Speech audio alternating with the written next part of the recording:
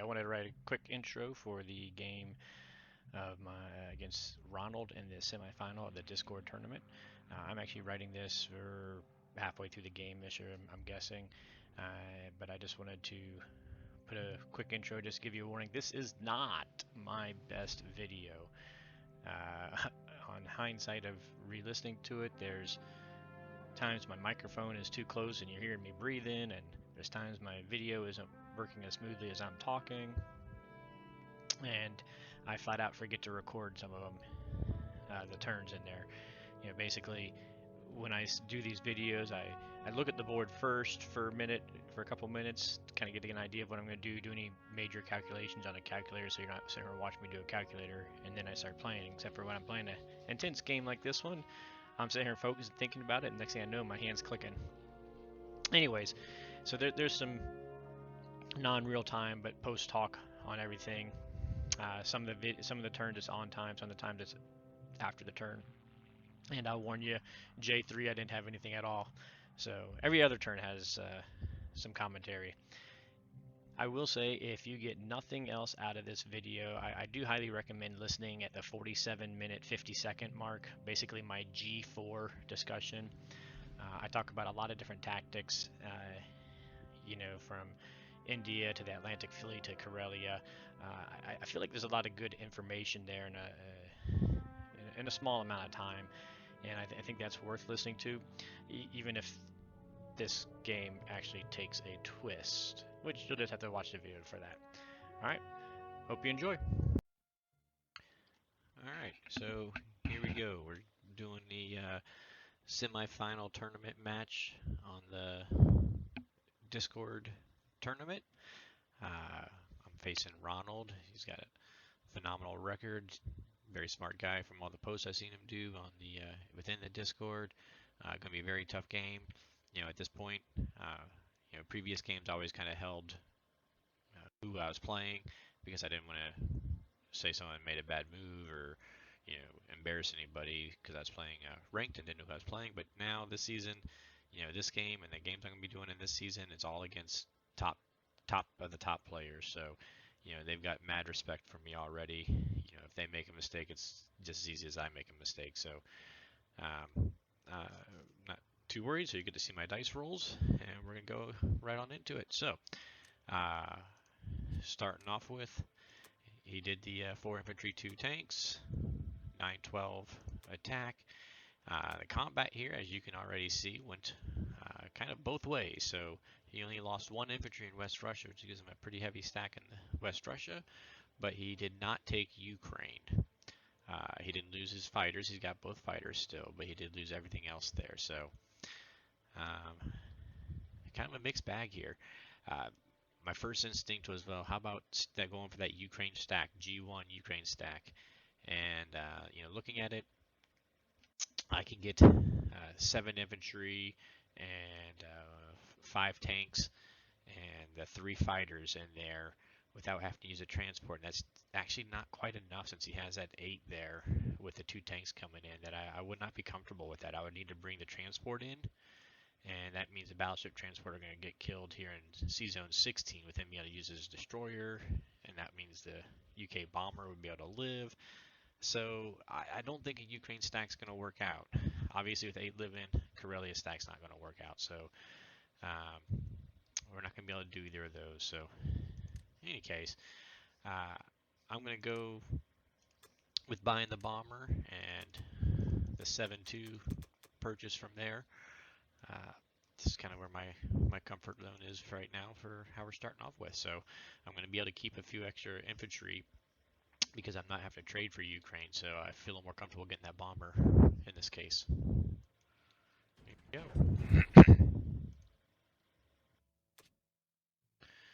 So we're going to take our Karelia. I'm going to go with the Transjordan here, using the artillery infantry. And against equivalent players, I almost always go for that 5-1, looking for that great sub hit by Germany. And I think that's going to be it. Make sure I'm not missing anything. by rushing with the video. Yeah, that should cover us. Here we go.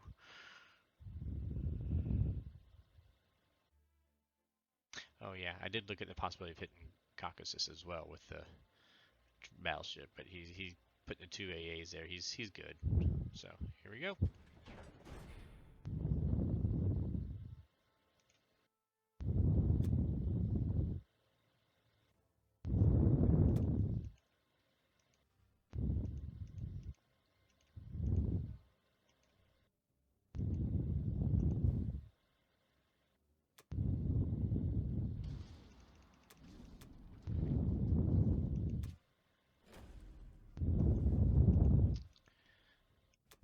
Expected start.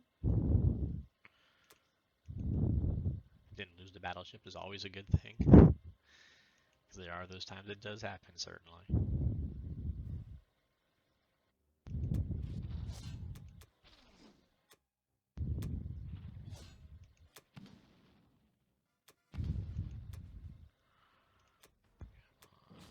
There we go. There we go, okay. A little worried there for a second.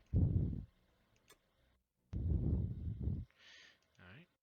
Say I like to do C-Zone 10. Always love to see that first strike, first roll of German sub hitting.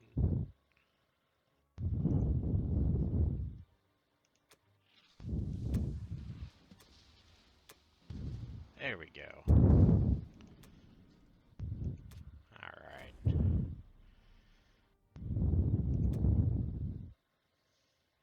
And the all-important C-Zone 7.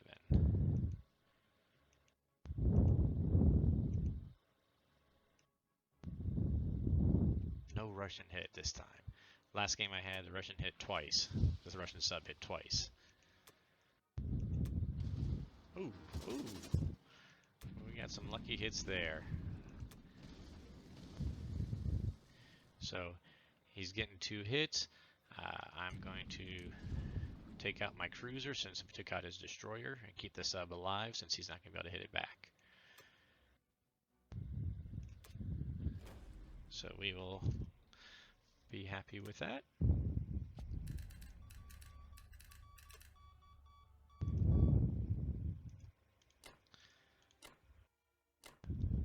Africa Corps over.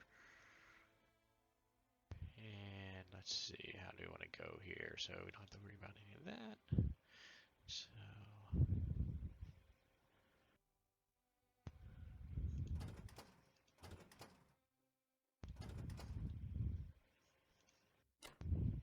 I like pulling as far, the infantry that is farthest away on the west towards the east as possible and get them on over to the mainland there. We'll have those guys in protected Northwest Europe. Send the planes on back there. I've seen a lot of players start doing the medium stack, medium stack, medium stack, and make Russia have to make decisions. And I think there's a really strong validity, especially throwing an AA up here and whatnot, in doing that. But I haven't played it that way, so to be honest, it's just not in my wheelhouse right now. So I'm gonna stay clear of that at the moment. Let's see here. Excuse me. Let's get these guys moving on up. Let's see, 2, 4.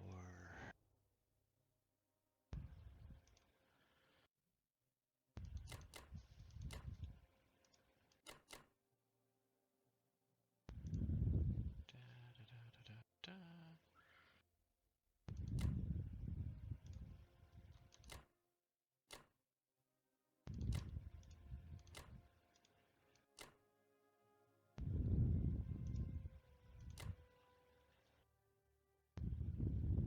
Get that AA moving up. I want to have as many people being able to get to Karelia too, but at the same time prevent him from stacking Ukraine right off the bat on Russia too. All these lines makes everything so hard to double check. Let's see what we got here. So we've got 2, 5, coming over So I have 6 infantry, and then we got 9 tanks, 5, 1. I think that should be good to protect our Ukraine. What we got coming in? We've got 5 infantry, 6 infantry, 7, 8, 9 infantry, and the AA coming in. That sounds about right. Alright.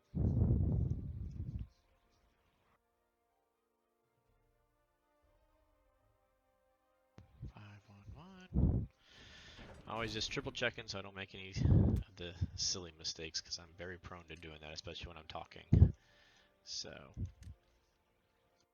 I used to put one of the artilleries in there in case a transport lives and can pick it up. Too often I've been having that artillery end up getting stuck between France and Italy and not getting over here towards the eastern front. So now I just go with 2 infantry there so that the transport does have somebody to pick up if that happens to live. And this gets us 7 units dead zoning C Zone 7, so we'll see if he's willing to take that risk or not. And that'll be it for our turn. Okay, so here we go for Japan 1. Just a real quick recap on UK 1. He bought 2 infantry and artillery and 2 fighters. The land going to India, the 2 fighters going up in UK. His combat move was pretty standard. He sent the carrier and cruiser to 61 with the cruiser surviving. He took out the battleship, lost his bomber. He took Transjordan without losing any units, and he took out the transport with one of his fighters there. So this is what we're looking at this point.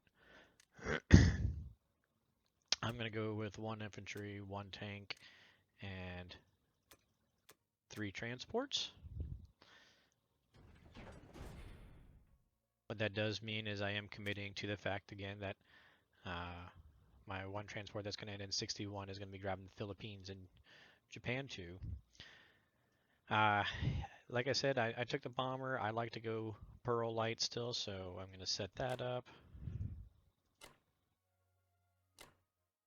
Maybe someday I'll learn and I'll stop doing it like the big boys say. But for now, I still do it. I'm going to bring the 4th fighter from here. Whole reason there is it just gives me that extra 1 for hitting up here, but also I'm going to kill the transport and I want a 2nd fighter there. If I use the 2nd fighter from here to hit Burma, they can't get back as 1, 2, 3, 4, 3, 4, and I could send him 1, 2, 3 here and then this guy, but anyways, it's not that big a deal. I'm going to use him to go here. One big keynote with Germany 1, if I had been able to stack Karelia or Ukraine, then I would want to make sure in Japan 1, I have fighters in range of landing into West Russia or Ukraine or Karelia or Caucasus, because, especially the West Russia, if Germany can move into West Russia, then the fighters can come and hold it. In this particular case, so then to do that, the fighters would need to land down here in Kwangtung. So in this particular case, Germany's not going to make it to West Russia. I doubt he's going to let me stack Ukraine. He's got enough units here. He doesn't have to. So it's not super critical for me to do that. So I'm not as concerned about landing planes here in Kwangtung. I have to protect them from the U.S. infantry and fighter there. So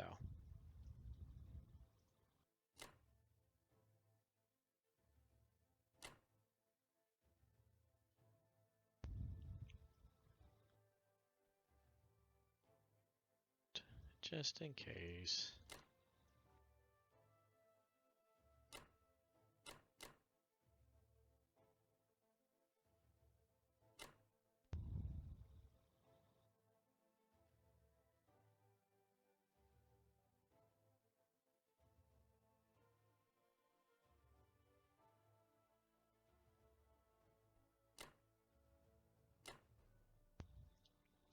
Since I'm not worried about playing down to here, I can be a little bit creative with it. I'm going to go ahead and go all in.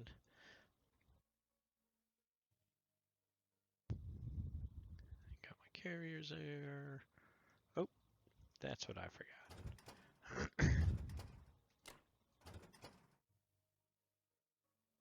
So, because he gave me all the options, it does leave me a little bit thin, and because I'm deciding to go Pearl and kill this transport, I am going thin. It's leaving me 5 on the 2 here. My 5 rolling 2s versus 2 rolling 2s. Most of the time it works out. I got burnt one time doing it, but we shall hope for the best here.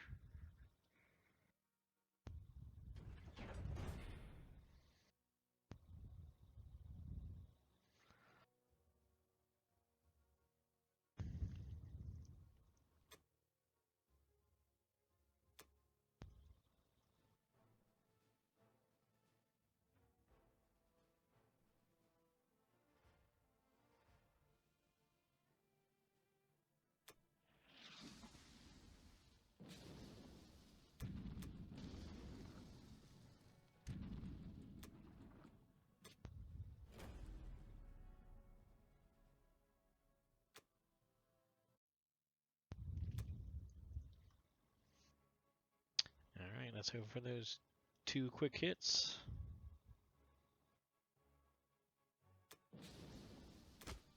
One. Good. And I'll take that. All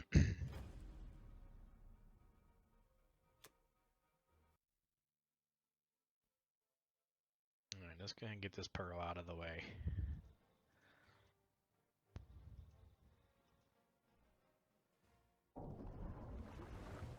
So he submerged his US sub.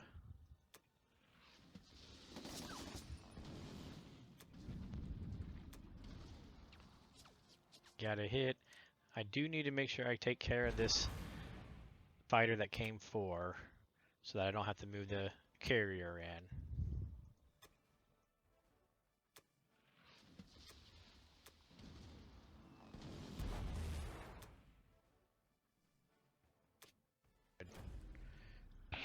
Best result I could hope for.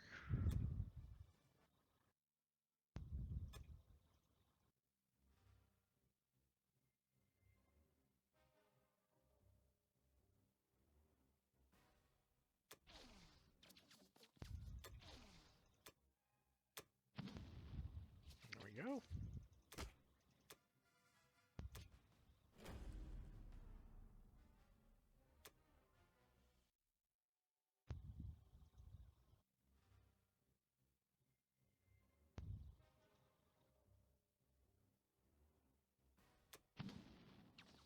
Always love when the small battles go 1 round and the worst you can get is 1 hit. Alright. My Achilles heel, the big one. Convoy. He's so nice to just get the 2 hits right off the bat. Get it out of the way. Ah, got 1. Oh, they missed. That's amazing. The US always hit here. Oh, wow. Very, very lucky dice, especially that last one for me.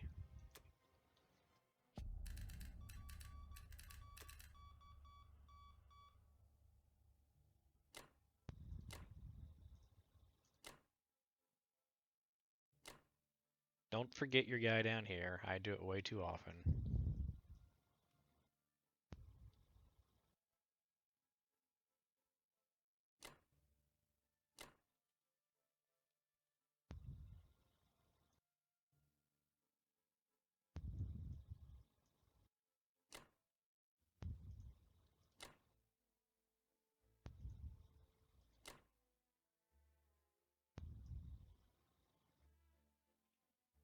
Again, you leave the tank because your transports later can bring him, and the tank's going to catch up to anything you move. So there's no reason to bring your tank on round 1.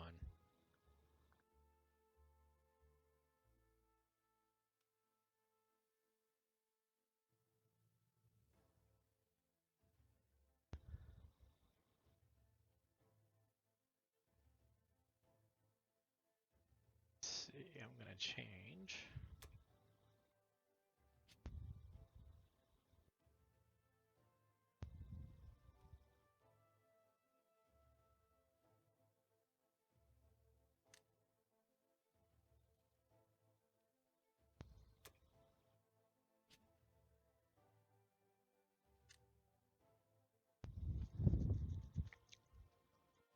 my generic. I'm putting it in there.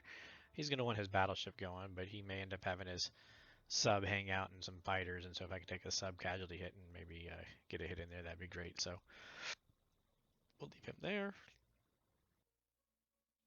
All right, crowd, did I forget anything? I think that'll be it.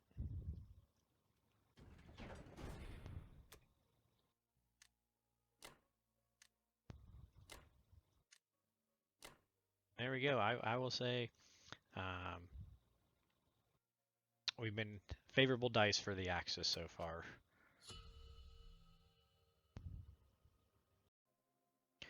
All right, so here we go, heading into Germany 2. Again, a quick review of what the Allies did. US 1 bought 2 infantry, 2 transports, destroyer, aircraft carrier. Pretty standard buy heading towards a KGF. He did send 2 fighters with his sub, took out my cruiser there, lost his sub, so that's at least one less sub I have to worry about, dancing around over in the Pacific. And on the Atlantic side, he sent a destroyer and some planes to kill the German sub that was here. The German sub did hit and killed the destroyer at least before it went down, so that sub did account for a couple destroyer kills. And then Russian turn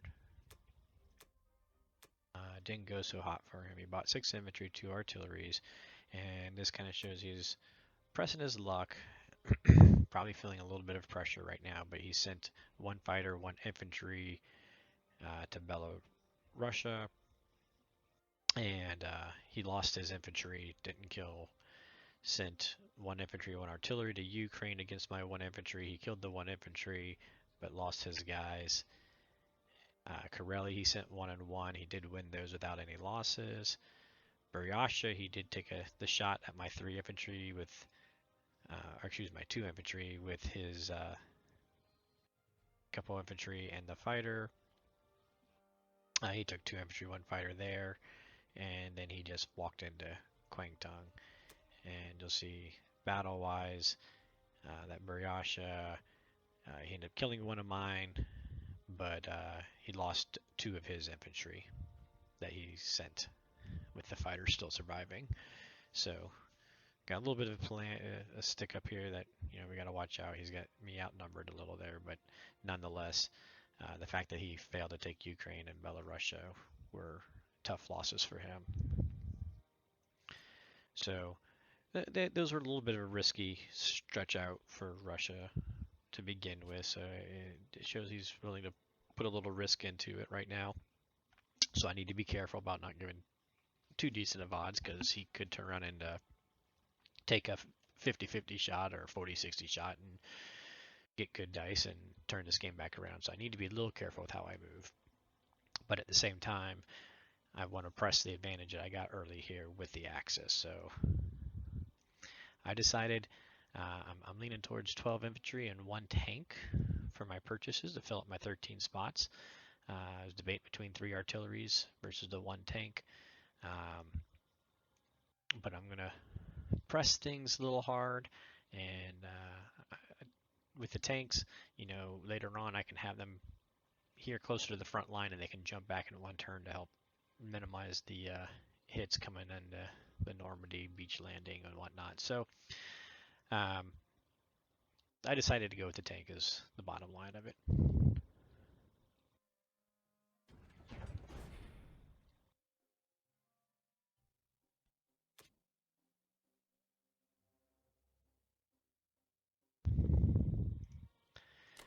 So we don't have a lot more for my Air Force to do, so we are just going to take this in force and hope to knock Kareli out, and maybe we get no losses. That would be fantastic.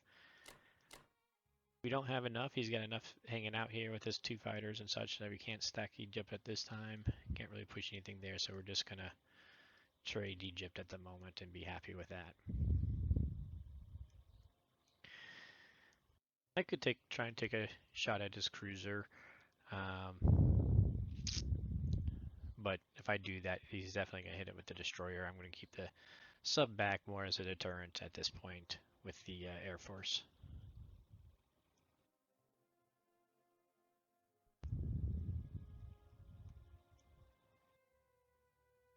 is it.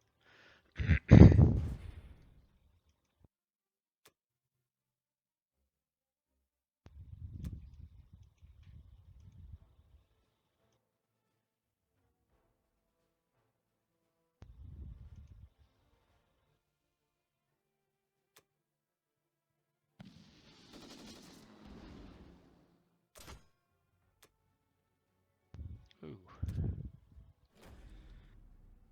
it's a pretty important miss there.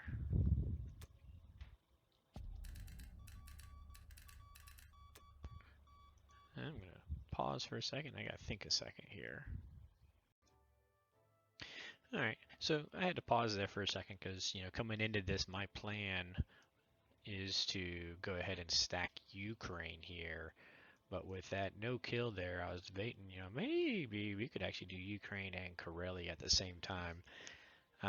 Just crunching on the numbers, it does give me thin, and it does exactly what I was just saying. It give him the option to take a 50-50, 40-60 type battle and possibly turn it on me. So I'm going to hold off on that. But I am going to go ahead and stack Ukraine. And I'm going to make him, since he's got 3 to clear Karelia, and his one fighter's over here, so only that fighter can reach there. I'm going to give him a mini stack with an AA to think about with trying to clear down here. And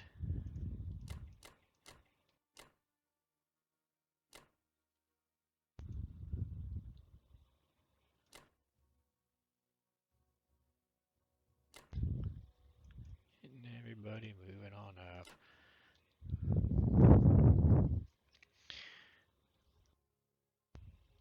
I still, some people put some of the fighters up in here, but I want to give him something to think about with C-Zone 13 still. So by going here, I still got 7 units that can target C-Zone 13. He could come 1, 2, 3, 4, 5, and another fighter makes 6. So he could put 6 there versus 7. Whether I would take that or not, I don't even know at this point, but it does make him at the very worst think about it. If I pulled a fighter up here, he definitely would be able to just go ahead and stack 13 without even thinking about it.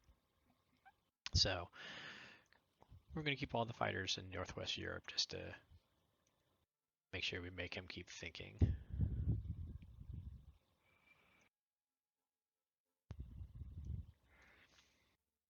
I did bring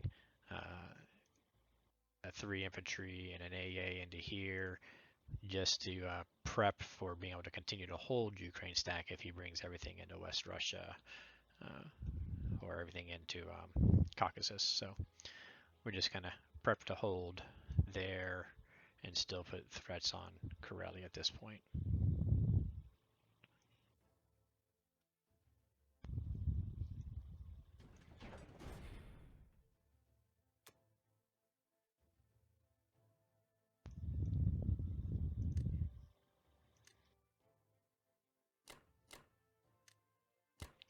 I bought the tank because the tank puts pressure on Karelia and Ukraine at the same time, so we'll see how that works out. I don't normally buy a tank with Germany, so I'm kind of, we're going to see.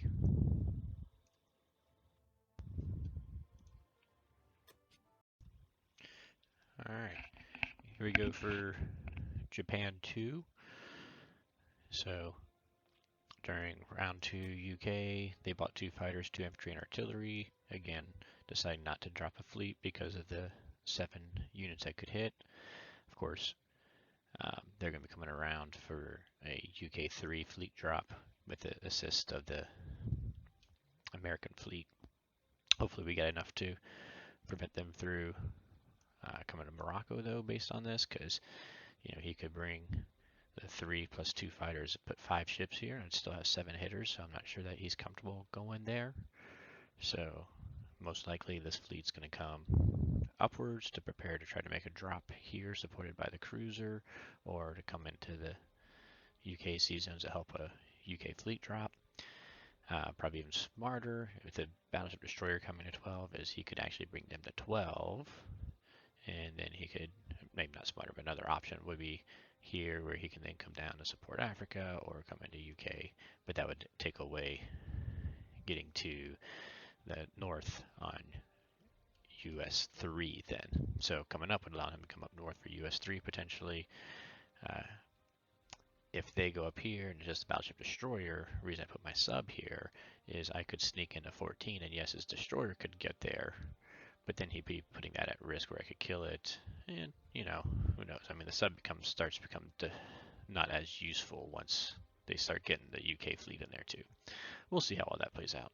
Right now, we're going to focus in on Japan. So Japan, J2 is an interesting round. There's two main goals Japan's doing. One, pressure on the mainland, India, Moscow, getting pressure through here. And two is getting these islands and over to Africa and up to Alaska a little bit to get these as soon as possible, especially Hawaii, New Zealand, Australia, Madagascar, because these are islands that a lot of times once you get them, they stay yours. And so that's income, long-term income. Every turn you get them, that's one IPC coming to Japan rather than going to US or UK. So it's important to get these early.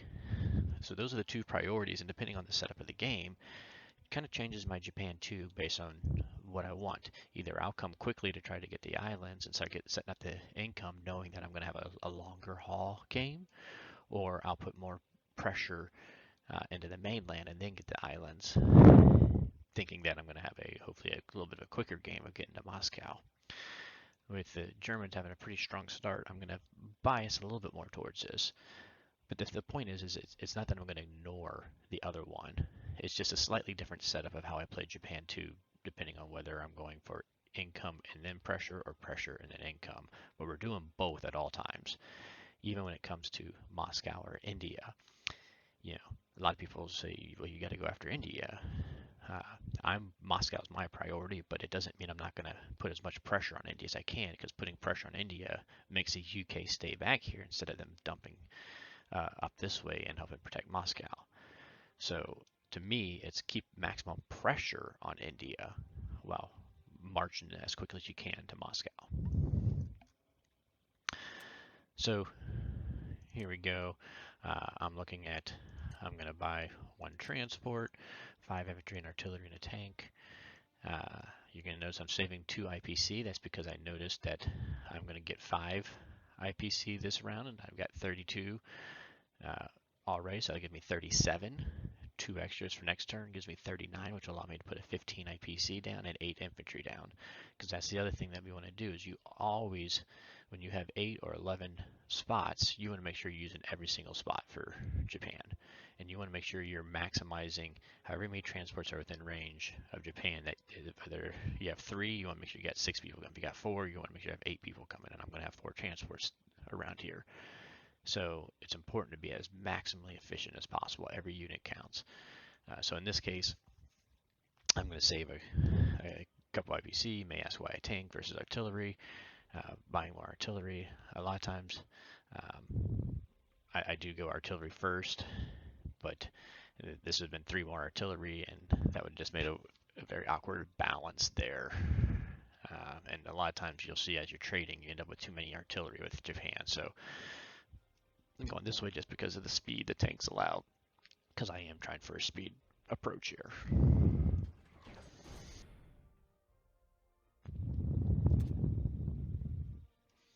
He did bring his sub over here, so I always got to remember, he's probably set to submerge, so there's no point in me fighting. So if I disengage, at least I can move my sub later. This is a key part. Don't forget about those sub things and disengaging or marking friendly or whatever the options are. I almost hit end turn. That would have been bad.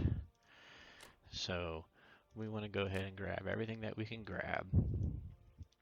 This guy, I don't want any of these units going backwards. I want them going forwards. So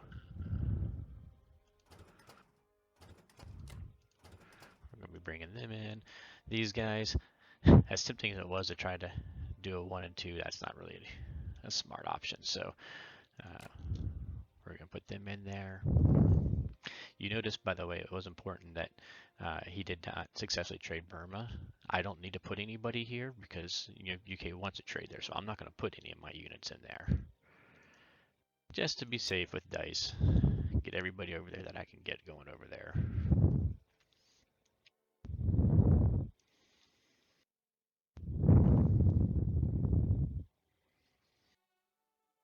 So the other thing here is as I'm building a transport of note is I can't just leave this abandoned, so I am going to have to drop some troops here.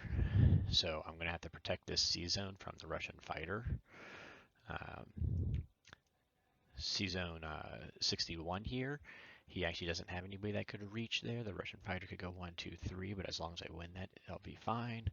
This guy could go 1, 2, 3, but again, as long as I win here, I'm fine. So I actually don't need to protect this sea zone this turn.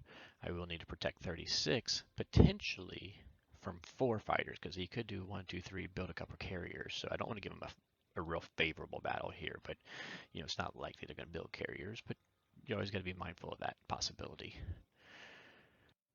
So I'm thinking I'm going to need boats in both of these sea zones to protect my transports.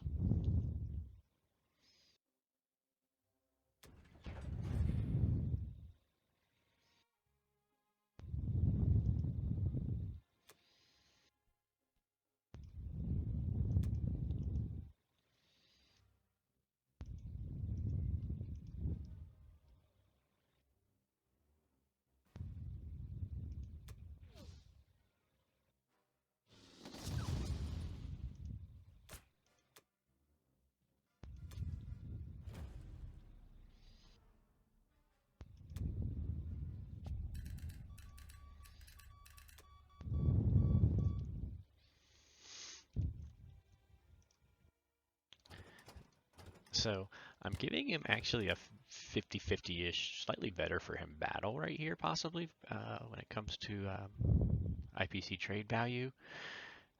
I thought about 2 infantry, but I'm actually going to give him the battle. I like having the tank here because it can get back quickly.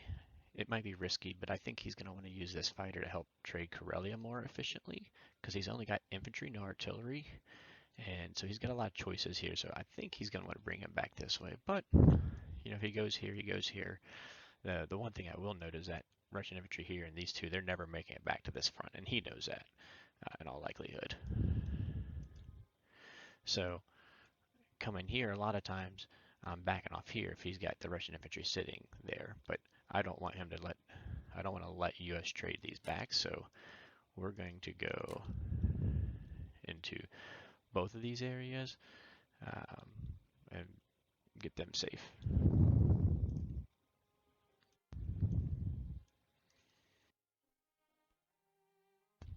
Going to come up here so he doesn't try to take any risky battles there and turn the luck tide.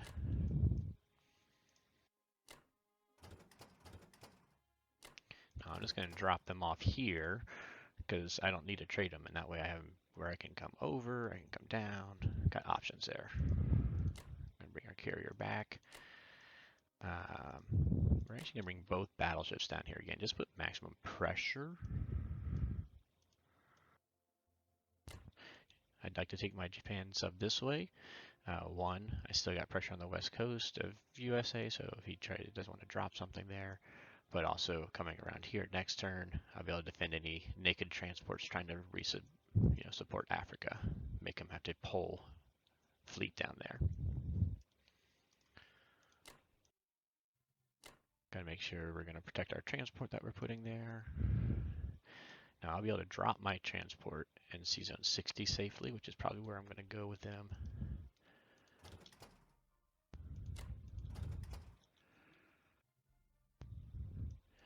And I'm actually gonna bring my destroyer out here to help create a shield against this one sub a little bit. Bring my air here so they can come back to protect, to potentially help the Germans over on this side as drops next time. This does get a little headache. I gotta say double check things because it gets hard to follow what's going on with which pieces where. Let's see. So We do have our carrier air support here. That's plenty of defense for them. Again, this one doesn't need anybody, but we got the destroyer coming here. We will end up with 2 transports here that are going to be naked, which not always comfortable with doing. I always double check, make sure I didn't goof up on my count somewhere. But there's no bombers, so that's a plus. Down here, got 2 battleships, a carrier, and our transport. 2 battleships and a carrier is going to be safe against 4 and building a carrier, so we should be good there.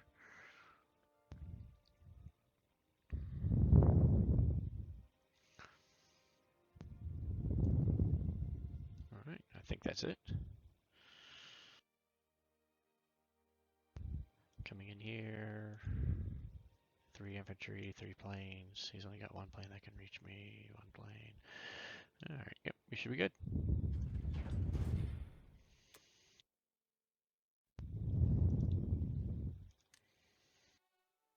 So, I'm going to put him on this season because potentially I might come grab some island units with him next turn if something presents itself that way. But meanwhile,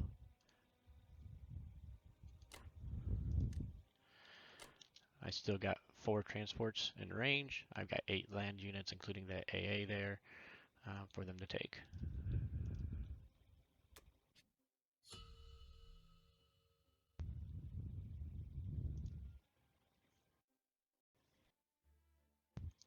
Alright, quickly, round 2. He bought 3 transports, 5 infantry artillery for the US. He did bomb Germany and had a good run on it, unfortunately. And then in Russia, he bought 5 infantry, 3 artillery. It's pretty straightforward. But he did take that Bury attack, and both his infantry survived while killing the infantry and tanks. So that one stung, and that's going to slow down the Japan speed and tempo I was looking for.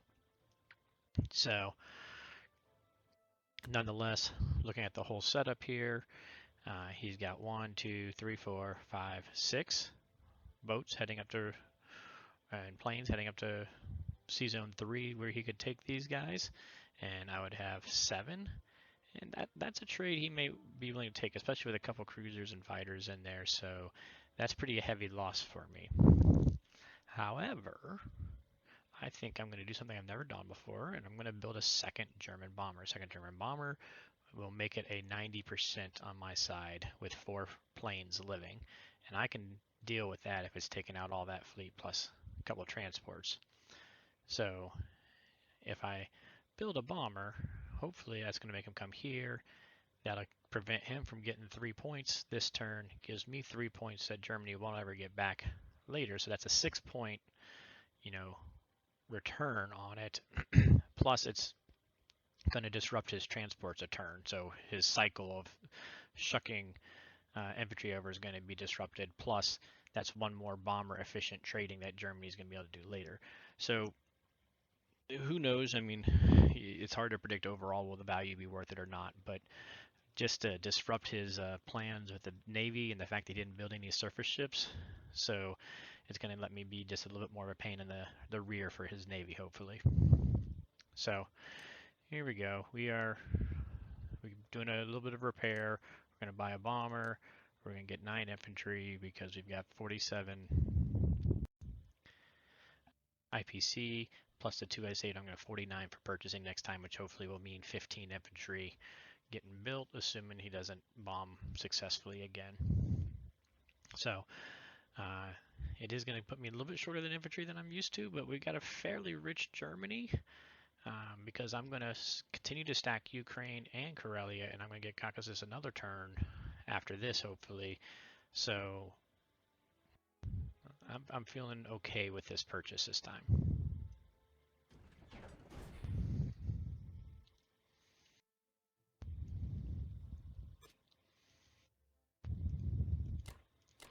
We're still just going to play the blitz game here. They're not threatened by US yet, and he's got enough UK over here that it would be painful to try to step in there. We're going to walk in and get that freebie. And I already know I'm going to take this.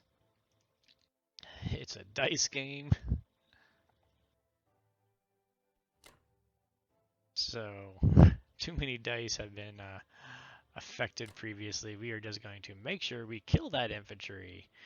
I'm going to save these guys back just because I got a couple options on whether this guy hits back or not on what I can do.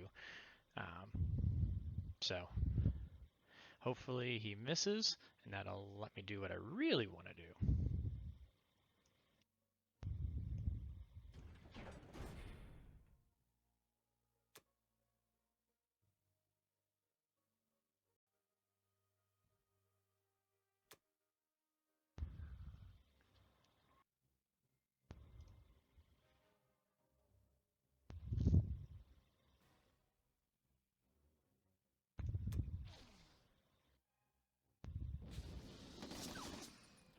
Alright, we got him.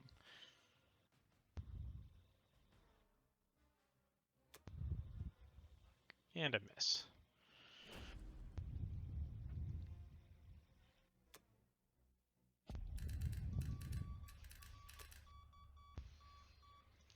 So I got my cheat sheet here. So this is what he can attack with.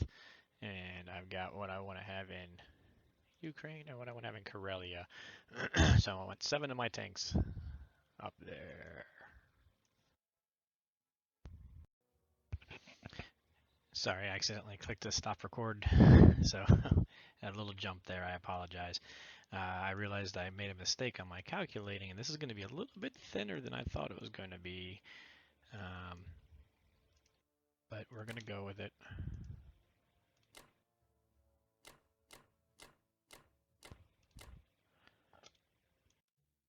Make sure that's 6 going back that way. Yep.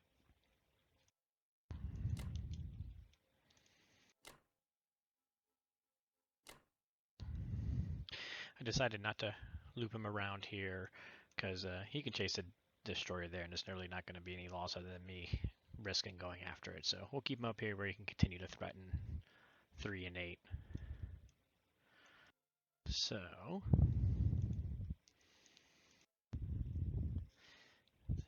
9, 3. I'm going to double check myself. Make sure I don't make any silly mistakes because I already just did kind of. 2, 7 up here. You're going to have 8, 2, 7. So he's going to have the opportunity to try to strafe if he wants.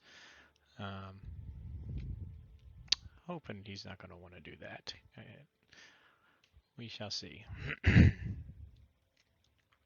am going to end up having to leave this open, which I didn't really want to do that either. So a little bit of miscount, but I think that's how we're going to go with it. We're going to be risky.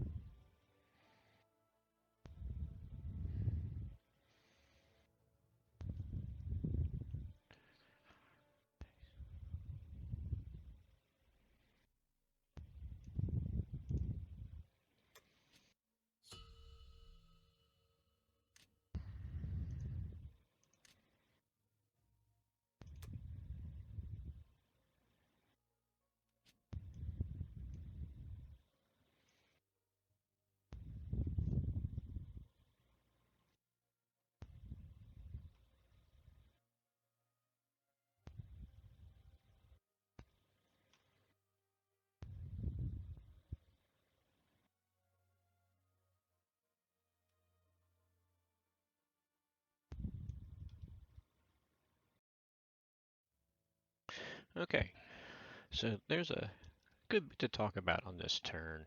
A lot of things to think about. This is kind of an important moment on what we're going to do. So just to kind of recap real quick what happened with the US, they bought, oops, wrong round. They bought 2 infantry, 2 artilleries, and 2 bombers and put them all down here in the East US. So first, the 2 bombers really prevents any of the trickery I was thinking about with Alaska, because all I can get there is a carrier and destroyer and my transport, my fighters, because I got them all committed, can't get over there to meet the carrier.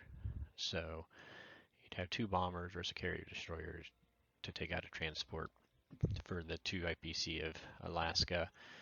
Plus, even with the 2 people at land, he's got an infantry and a tank from UK that could come over there and, 50-50-ish, whatever. So it kind of takes Alaska out of the picture for Japan next turn, as it is. The other interesting thing that he ended up doing is he consolidated his fleet down here in 8, which is kind of what I expected, but he dropped his transports and brought them down in here and dropped them on the UK.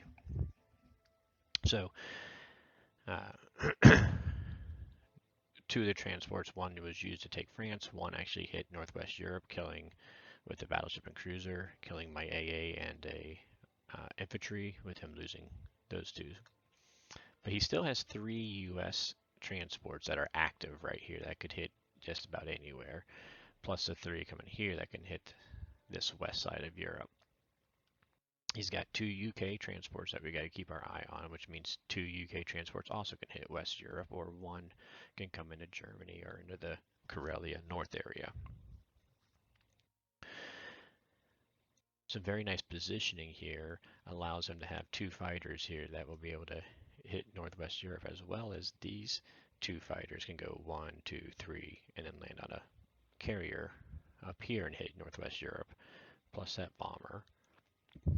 Plus, another interesting to think about is, presumably I'm going to take France, but UK goes first. If UK takes France, then he could potentially take these bombers from East USA, go 1, 2, 3, 4, 5, land in France. So he's actually got quite a pack hitting here, where he could have 1 transport, 2 cruisers, 2 fighters from UK hitting Northwest Europe, 1 transport taking France back, potentially, and then all of that US equipment hitting Northwest Europe. So it's getting really dicey there. And it always is very hard to hold France or Northwest Europe and Karelia at the same time, and that's what we're starting to feel. On the other side, he did stay in West Russia, which I kind of expected, but he had my hopes up for a little bit. So we're now at a point where we're facing pressure on Karelia, actually a potential 3-wave of UK 1, 3 transports from US, plus their battleships and cruisers and fighters and bombers over here. The UK fighters down here can't reach Karelia, so that's a positive at least.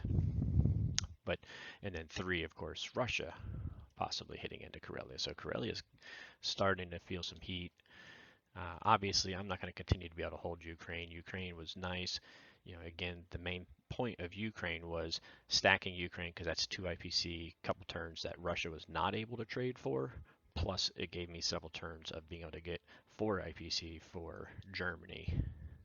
So I definitely think this little expedition was well worth its value, but it's going to be time to back out of there, as I can't protect here and Karelia and Northwest Europe. It's just too much to ask. So options are to come out of Northwest Europe, bring my fighters and bombers back, and maybe do like a Bello Karelia double stack as I start to merge the armies back towards each other. I also, that was really, the other option is trying to keep Northwest Europe stacked, and I'm leaning towards Karelia, or I could merge them together in Belarus and start trading Karelia. At this point, I'm not ready to trade Karelia, even though I probably could come back into a stack in it after I merged the armies, because I have all that rich money I had, 49 IPC coming this turn. I really want to buy 15 units and get them on the board, so I'd like to keep Karelia stacked. So a lot of things going on here, and a lot of things to think about. So I think I made my decision. I'm going to be playing it pretty tight, and you just got to trust I hopefully did all my calculations. But what we're going to do is we're going to stack Karelia. We're going to continue to stack Northwest Europe. which was really, this was the big decision to me. Um, Keeping the Air Force out here does really help with being able to mess up the Allies' shipping. Plus, right now with these three, if I'm allies, what I'm looking at is trying to get UK to come in here and take good old Finland, and then one, US can come up here and take Norway, get that squared away, and then the other ones can come down here, and we can bring the American ships down here and start preparing for Med Shuck possibility. Uh, but I really want to keep him having to keep his navy struggling. So if I move these fighters off of Northwest Europe, it's going to make it a lot easier to get into Sea Zone 13. If I keep him here, he's got to stack Sea Zone 3 and 13 as well as potentially 8 if he wants to continue to trade France. So I really like to try to keep it. So my play here is going to be relying heavily on the 5 Japan fighters and 1 bomber to be able to move based on what UK does. So individually, you're going to see Northwest Europe, Germany, Karelia could get attacked in multiple waves by the uh, Allies. However, in an individual sense, they would win. But because I'll see what UK does and then can decide to position my fighters where they need to be, I've already planned. I could put my Air Force, Japan Air Force in Karelia, Germany, or Northwest Europe based on what they do, and hopefully still be able to have strong defenses in all of those.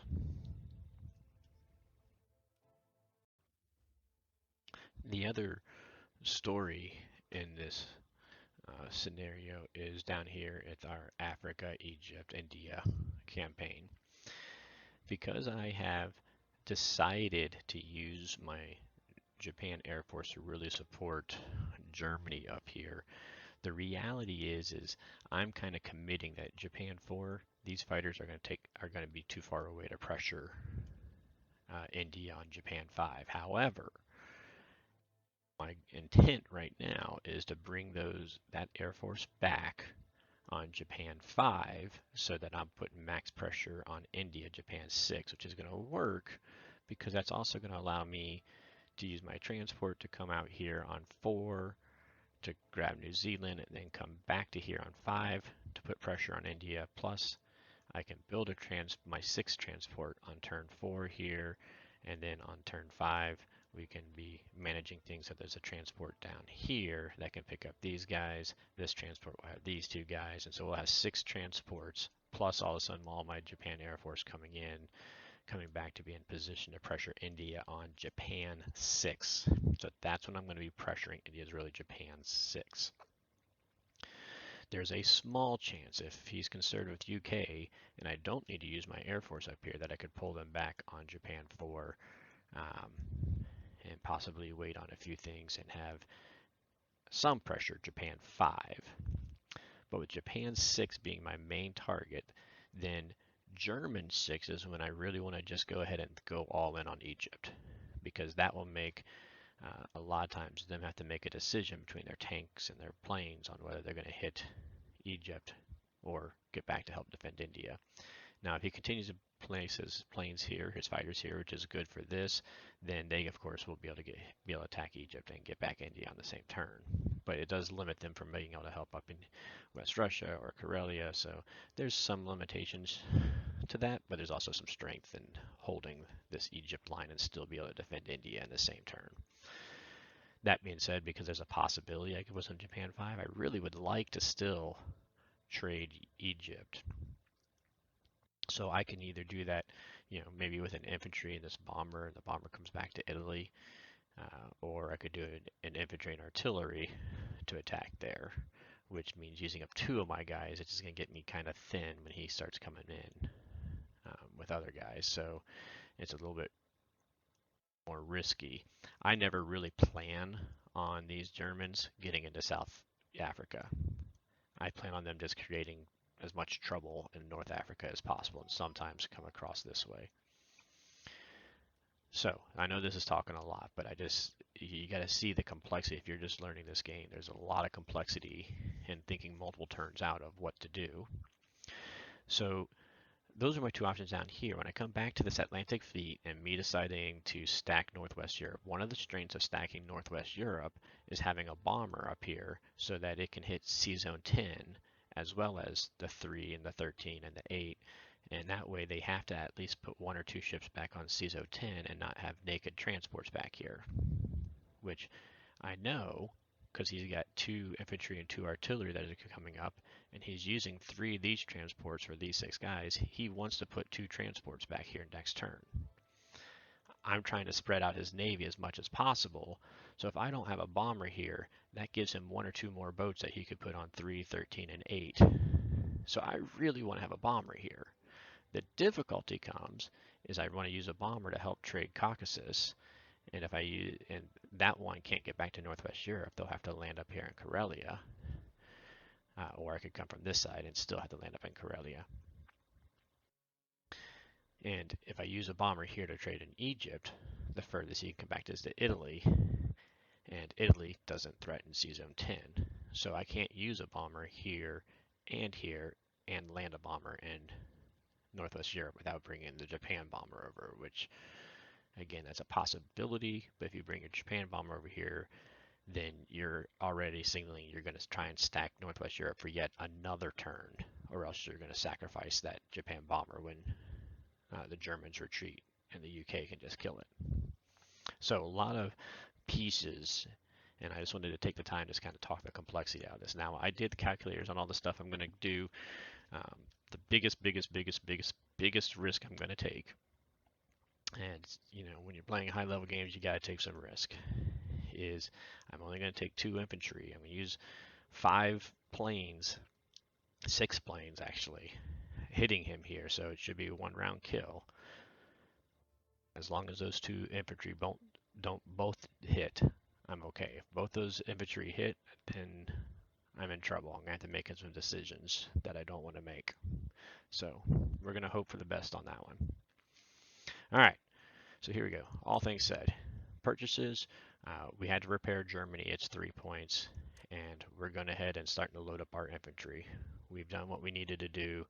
We got our shiny pieces. Now we need to hunker down for the long haul.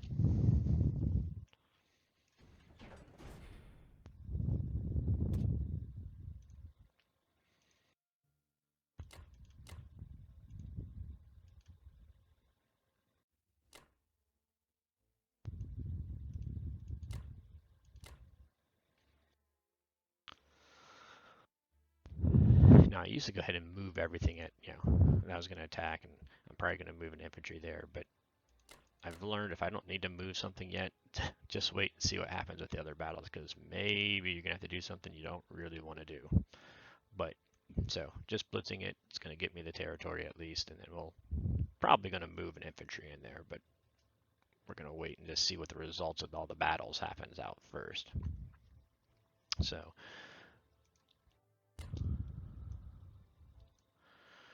this was the whole debate, was on how do I use this guy right here.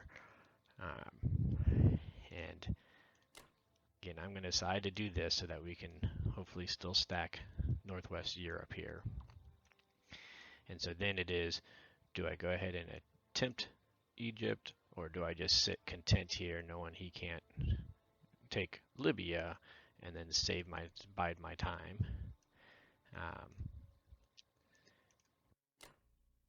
I don't know if this is the right move. Part of me saying I should just sit here and not try to do this. But part of me says if I can just keep drawing a few of these UK troops this way, it's going to help Japan. I don't know. We'll see. That may or may not be a smart move.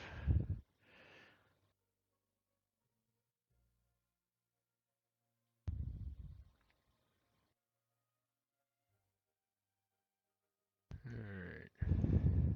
Double check there's nothing else. So, risk here, risk here.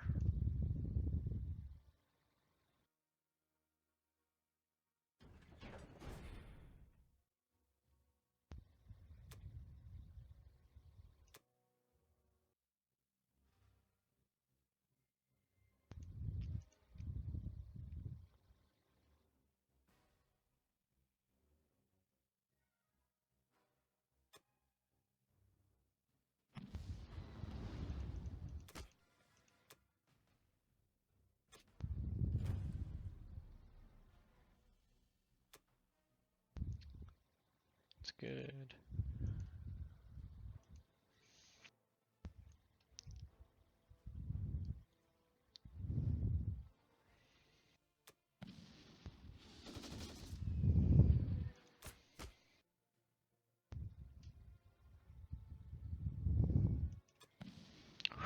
Okay. I saw the red threaten me for a second. One made it. I'm okay.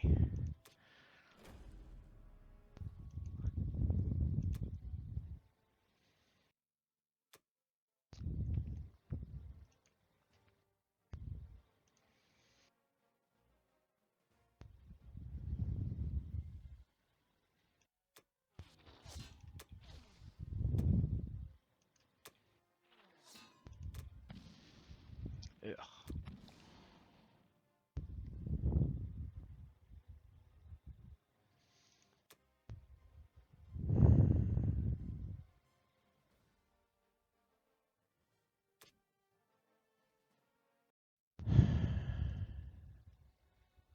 I'm thinking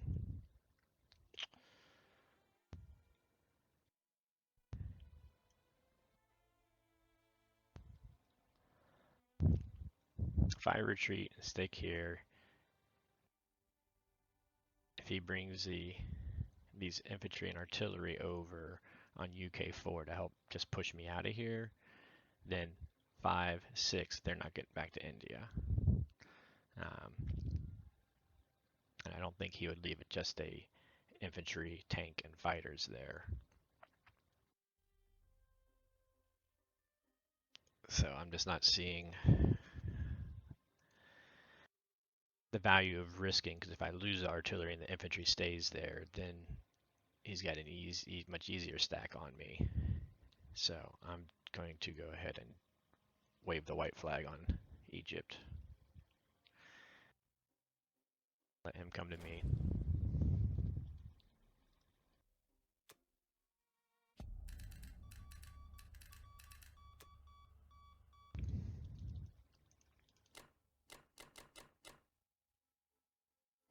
We're going to do our pull out. I'm going to bring one tank back.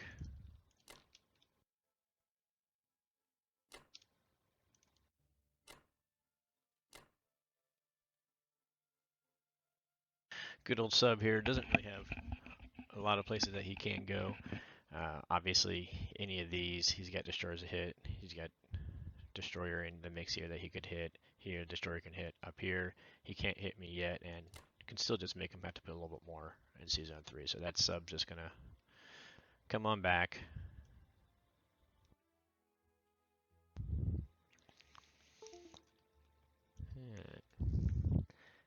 Not fully sure I made the right decisions here, but we got to live with what we're doing. I did need to bring this tank back because of the Berlin threat with the 1 transport of UK and the 3 of the US and everything that he potentially could bring into that battle. That's where we're going to go. Sorry, I did do it as a double check, and I actually don't think I need to have this tank come here.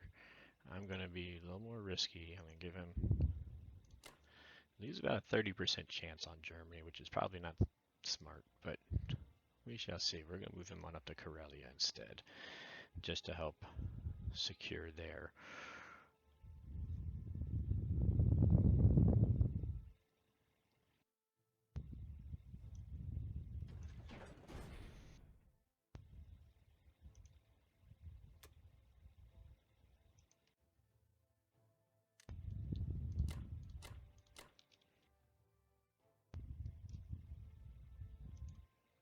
All right, there we go.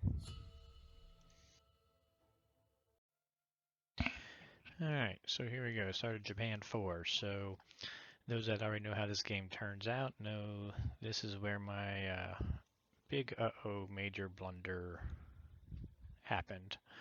So looking back, UK4, he bought 2 fighters for infantry. The big thing was right here. He sent 6 fighters to Ukraine, and you can already see it is sitting empty. What that did is it's not German fighters. Those are my Japan fighters and bomber. I had left enough there. That was going to be my reinforcements to Berlin. Now he's got 5 infantry, a tank, 4 fighters, a bomber, battleship cruiser against my 8 infantry there, because he did knock off 2 of them with an attack from the UK. So the only good news out of this is he did lose 7 UK fighters in this. So he lost a 6 in Ukraine and 1 in Germany. So yay, but we're going to lose Berlin. So I'm hoping that this is later on I'll be able to say this is the game where I played a top-notch opponent, lost Berlin, and still won the game. The good news is we were at a pretty good advantage at the moment. As Axis, essentially a 15-point lead. Japan and UK or US still has their turn to go, but they're going to build about the same. So about a 15 AP lead is about right. But I'm going to be giving 46 IP that Germany is going to lose, US is going to get. So that's a 92 IPC swing. Some 30 infantry, just as a rough idea, means that's a 30 attack power I'm giving to the Allies. Now there's going to be transports and there's going to build other stuff, so it may be plus or minus a little from that, but essentially a 30 AP. So he's going to go from 15 behind to 15 ahead, which is not good. But we do still have a little better position because, we're stacked up here in Karelia. Hopefully we'll be able to hold that. He's going to have U.S. transports here in C-Zone 5, which is going to take them forever to get back to the U.S. and start shucking again. So he's also got these 3 transports because he's going to be coming in here to protect them. We still got 7 German planes in here that, I'm not sure what he's going to do exactly, but he may have transports exposed that, like this cruiser transport of UK might be exposed, so maybe I can kill that. And so maybe I'll still have timing and position, although he's going to get this shift. And so I'd really need to really push these Japan units hard. And in Germany, this is going to be a case where if I'm going to do this, I'm going to need to set up a 1-2 punch likely at this point, because we're going to need to get this Moscow relatively early, because Germany losing that 46 IPC, that's 15 infantry. It's going to be hard to hold here, so we're going to start collapsing before too long, unfortunately. So that's the bad news. That's where we stand. I don't know if this is lost yet or not. The good news is there's no fighters down here, so it's going to be a trickier trade for Burma. I can move into Egypt and maybe get down into Africa or come marching on through here for Germany. We'll see. So very bad news. I don't know that it's game ending actually, because we got the stack here. We'll be able to take Germany back, but it might be game ending. I don't know. I can't think that far ahead at the moment, so we're just going to play and see where things turn out. So Japan, I looked here. We're going to get 2, 4, 5, 6 extra IPC from where we're at. We're sitting at 41. So you're going to see I'm saving 1, so that'll make it 48 that I have for next turn, so that I can build 11 infantry at 33 and build an industry to start placing here so we can get 13 units a turn going down for Japan. I like to get 13 as soon as possible. I am building my 6th transport this turn because we are going to have to start playing for some income, so we're going to start pulling these guys, getting one come over this way towards Africa to start helping out. So that's where we're heading towards. His sub here is a little bit of an annoying position, but not that big a deal. So there we go. Here we go. The other really downside of this is I've only got 1 airplane for Japan right now, so at some intervals I'm going to have to start adding a plane or 2 just to help make trading more efficient up here. Because ideally I could use 2 units and a bunch of air to hit this. Now I'm going to have to use 3 ground to attack here for trading that.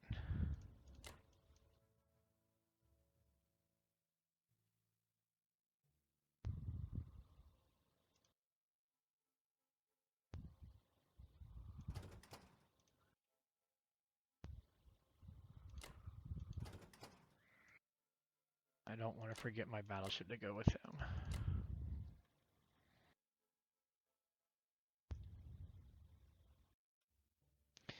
And that's going to be it for our attacks.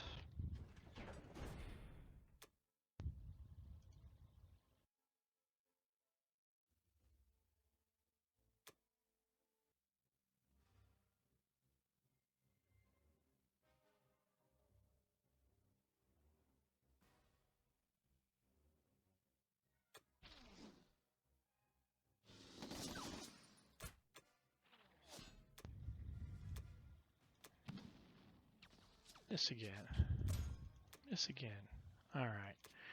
So at least that's a nice little chunk that he's going to have to fight against with no UK fighters in the area. That's nice. At least a little something.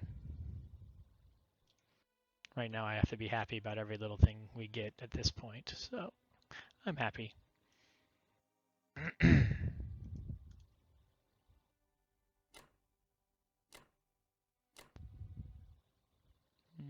Maybe not there.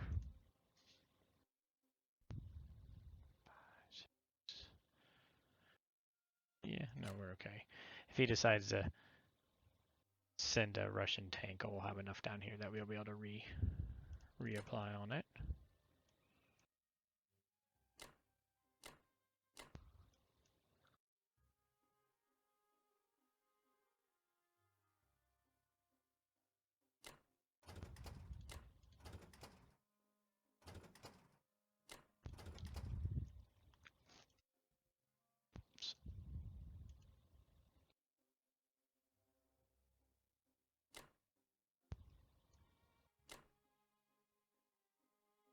So putting my destroyer in here to protect the sub from sneaking through and getting my transports there, or the transport I'm building here, he won't be able to sneak through to get either of those.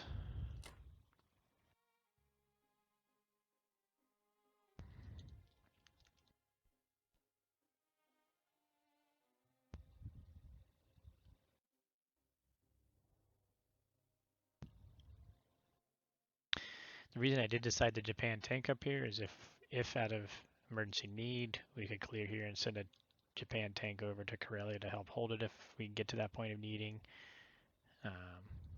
Hopefully we don't get that bad.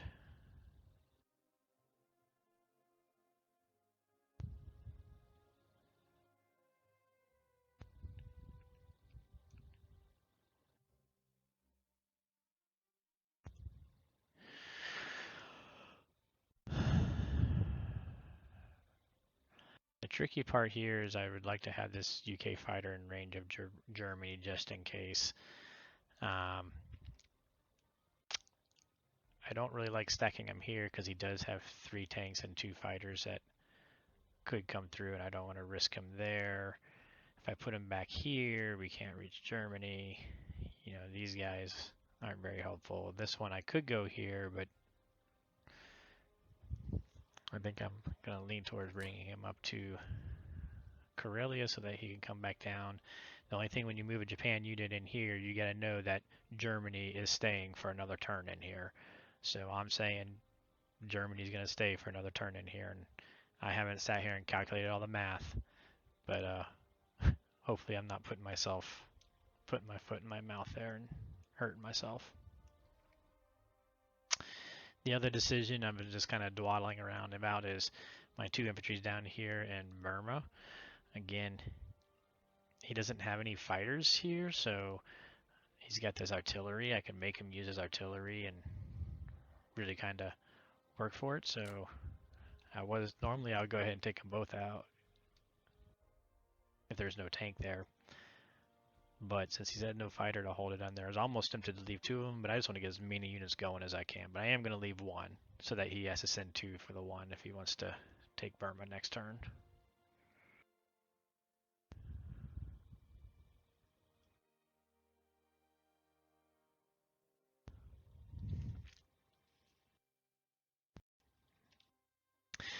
Alright, I was just looking a little closer.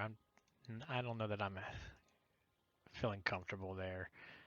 I'm just worried with as much bad news is coming to Germany that we may have to pull out of Karelia. As much as I don't want to, it's too tight of numbers for me right now to really call. It's going to depend on how he plays. So I'm going to come on back this way instead.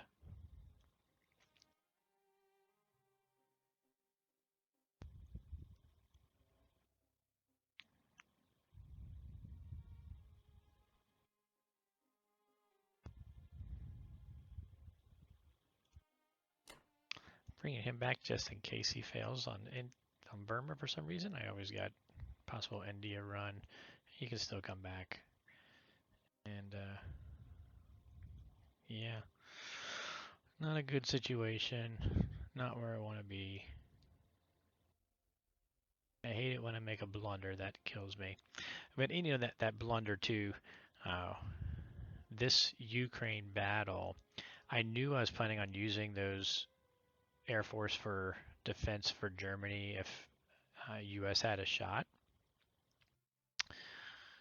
And this is what I later on when I was looking at what I wanted to leave in Ukraine.